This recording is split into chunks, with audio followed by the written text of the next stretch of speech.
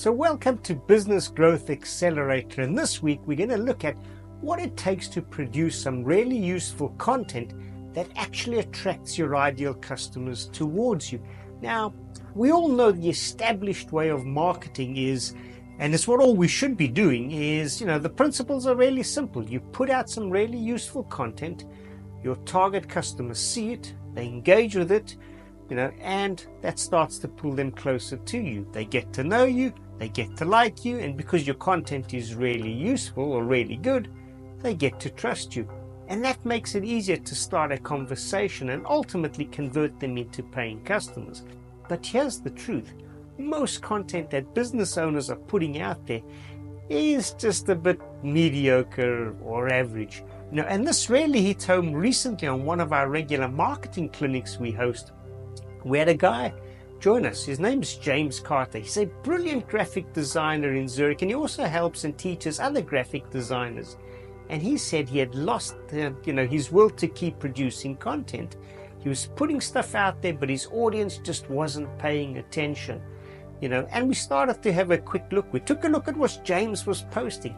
He had some really nice images, branded designs, but here's what was missing. Nothing he shared was really genuinely useful. And that's the big mistake that so many people make. The clue is in the name. Really useful content, but saying it is one thing, doing it, well, yeah, that's actually another. And that's where the light bulb test comes in. You see, really useful content should make your prospect go, now that's useful. There should be a light bulb moment that happens, an insight, a practical tip, something helpful, something that they didn't know that suddenly makes things clearer or easier for them. Because when your content passes, that light bulb test that I talk about, they begin to like you, they begin to trust you, and now your content is doing its job.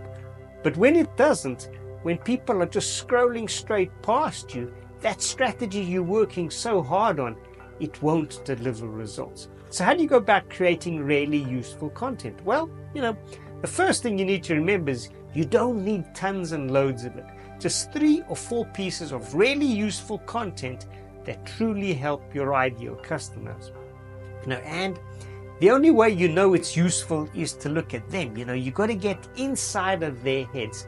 That's the tricky bit. Most business owners fall short here because, they're not willing to go deep enough into understanding their ideal customers, what they really think or really need. But when you do, most often you'll find it's those obvious things to you anyway that you do on a day-to-day without even thinking about. Those can make a really huge light bulb moment for someone else. And here's another tip. Practical beats fluffy every single time. Mindset, inspiration, sure, they're great, but practical how-to content wins every time. And once you've got that content, how do you go about spreading it? Well, go and find Facebook and LinkedIn groups where your ideal customers hang out on. If you B2B, this is absolutely perfect. But even if you B2C, it will work. Start by helping people. Show up 2 or 3 times a week and offer value. Don't pitch. Don't post your content straight away. Just help. Let people see you know your stuff. Let them feel that they can trust you.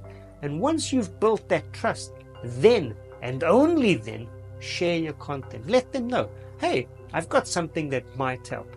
And when your content is really useful because it's past that light bulb test we talked about, it will do the job it's meant to be doing all along. So remember this, you don't need to produce content every single day. You just need 2, 3, 4 pieces of really useful content that's past the light bulb test, and that right there can transform your business. So hopefully we'll see you next week.